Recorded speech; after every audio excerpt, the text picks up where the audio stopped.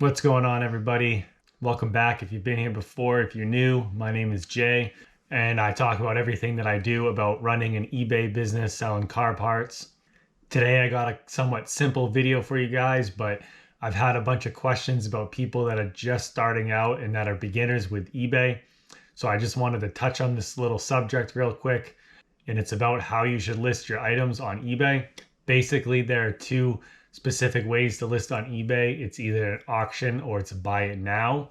I think there's a big misconception with eBay because it started off as a big auction site.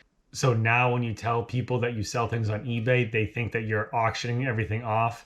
And usually they think that you are selling things, really cheap. You're starting it at the old 99 cents and just seeing when it sells. That doesn't really seem to be the case anymore. I think the most things I see on there are buy it now. So it really just acts like any other online store where when you see an item and the price is what it is and you can buy it. You don't have to wait 7 days for an auction to end or get outbid at the very end. There are a lot of other good things that you can sell on eBay that would be good for an auction, and you want people to bid over each other to get the price up higher. But I do not think parting out cars and selling car parts themselves is a good way to do that. The main reason that I don't like selling car parts as an auction is because the chances are that there's multiple people looking at a specific car part in a specific week's worth of time to bid over each other is very slim. But when they see it for a low price and they're the only one that bids, they're obviously going to get it for a lot cheaper than what you could sell it for. None of these new modern parts off these cars are anything that's really rare and special. If you are dealing with older stuff, antique or, muscle car era stuff, there might be some reasons to use an auction because people have been looking for something specific for a long time. And then when your listing comes up, they will jump on it. So with this new stuff, I wouldn't say that anybody is going to be, trying to outbid other people to get it. I don't think that within the 10 years that I've been doing this, that I've ever listed any car part as an auction. I've always done buy it now. And buy it now is probably the easiest and best way to do this. Like I said, I'm sure a lot of you guys have already been doing just buy it now when you already know that auction is not the way to do it. But I wanted to give a heads up to some of the people who might be thinking about getting into eBay and don't really know what to do or how to start. The other thing with auctions is that you can have a reserve price. So you can start the price low, have a reserve, and if it does not go over that reserve price, it does not sell. I know for myself, when I'm looking at stuff that's an auction and there's a reserve price and no one's bid on it, I usually don't think twice about bidding because I know that I'm not going to bid up over the reserve.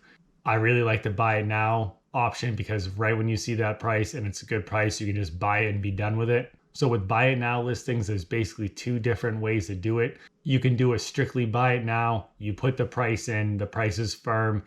If they like it, they buy it. If they don't, they just move on. The other option, which a lot of people have been doing lately, is buy it now with the best offer. So you can list something for a certain amount of money. You can have a best offer option. So if they want to send you a price, they can offer it to you, and then it's up to you whether you can accept it or not.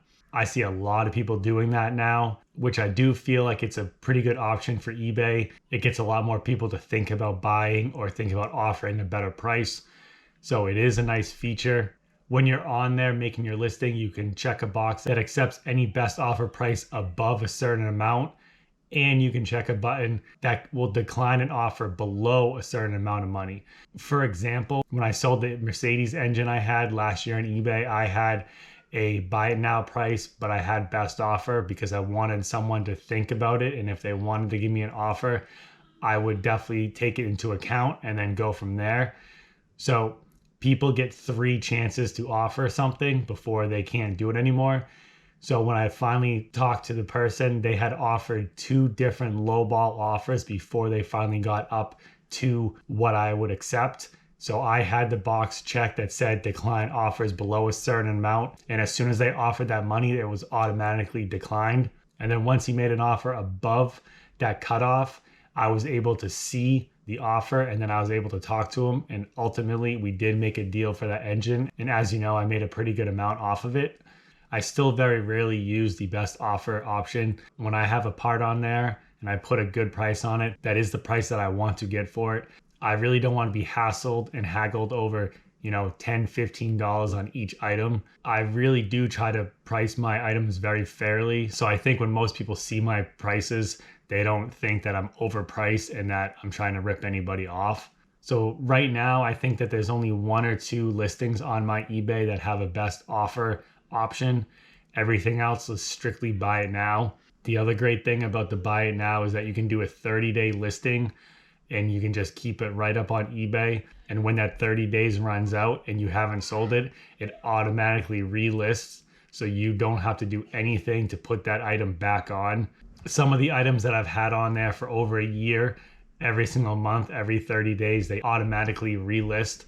I don't have to do anything on the computer. I don't have to go into my eBay to make sure they're back up there. Basically, it's like having a nice store that has all your items up there no matter what. You don't have to keep track of anything.